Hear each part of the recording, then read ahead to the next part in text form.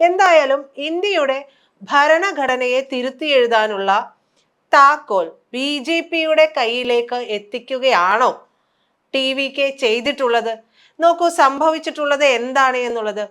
ഈ ദ്രാവിഡ പാർട്ടികളുടെ കുത്തക, അതായത് DMK ആയിക്കോട്ടെ, AIDMK ആയിക്കോട്ടെ, ഇതെല്ലാം തകർത്തിട്ടാണ് തമിഴ്നാട്ടിൽ വിജയുടെ വമ്പിച്ച വിജയം ഉണ്ടാകുന്നതും TVK അധികാരത്തിലെത്തുന്നതും. അപ്പോൾ അവിടെ പ്രശ്നത്തിലായത് സത്യത്തിൽ DMK ആണ്. DMKക്ക് തങ്ങളുടെ രാഷ്ട്രീയ നിലനിൽപ്പിനായിട്ടുള്ള കടുത്ത പോരാട്ടത്തിലാണ്. ഇപ്പൊ CPM ഇന്ത്യയിൽ എവിടെയെങ്കിലും ഉണ്ടോ എന്ന് ചോദിച്ചു കഴിഞ്ഞിട്ടുണ്ടെങ്കിൽ എങ്ങുമില്ല. രാജ്യസഭയിലേക്ക് ഒരാളെ അയക്കാൻ പോലുമുള്ള ഒരു സാധ്യത അവിടെ തെളിഞ്ഞു വരുന്നു പോലുമില്ല. അതുപോലത്തെ ഒരു അവസ്ഥയിലാണ് DMKയും തമിഴ്നാട്ടിലുള്ളത്. അപ്പോൾ ഇന്ത്യൻ രാഷ്ട്രീയത്തിൽ അതുകൊണ്ട് തന്നെ വലിയ രീതിയിൽ DMKയുടെ രാഷ്ട്രീയം ഇനി എന്താവും, DMKയുടെ ഒരു രാഷ്ട്രീയ ഭാവി എന്താകുമെന്നുള്ള ചർച്ചാ വിഷയം ചർച്ച നടക്കുന്നുണ്ട്. അപ്പോൾ നമുക്കറിയാം, കടുത്ത ഹിന്ദു വിരുദ്ധമായിട്ടുള്ള നിലപാടുകളാണ് എടുക്കുന്നത്.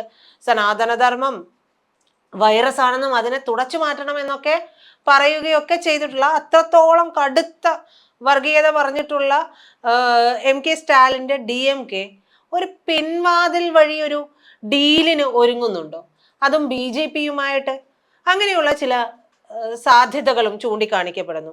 അപ്പോൾ ആശയപരമായിട്ടുള്ള വിയോജിപ്പുകളെല്ലാം മാറ്റി നിർത്തി രാഷ്ട്രീയത്തിലെ ഒരു പുതിയ തന്ത്രപരമായിട്ടുള്ള കണക്കുകൂട്ടലുകളൊക്കെ നടക്കുന്നുണ്ട് എന്നാണ് പറയുന്നത്. നമുക്കറിയാലോ, ഈ പിൻവാതിൽ സഖ്യത്തിന് പ്രത്യേകിച്ചൊന്നും പറയേണ്ട കാര്യമൊന്നുമില്ല.